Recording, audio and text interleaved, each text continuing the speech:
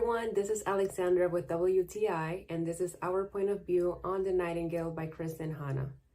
The Nightingale is a heartwarming and beautiful story about two sisters that live in France during World War II. We get to see how they face the many challenges, how they separate and then come back together. We get to see the themes of love and loyalty develop throughout the story. And as it is a historical fiction book, we actually get to transport ourselves to World War II, and we get to see things through the eyes of those that actually lived during this time. The Nightingale is a story about love, it is a story about loyalty, and it is a story about heartbreak.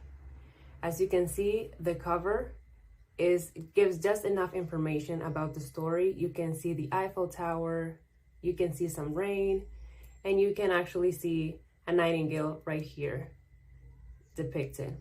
As you can see, this copy of The Nightingale is in an excellent state. The type of font and the font size are just perfect for us to be able to read it comfortably, and the book is just flexible enough for us to read as well.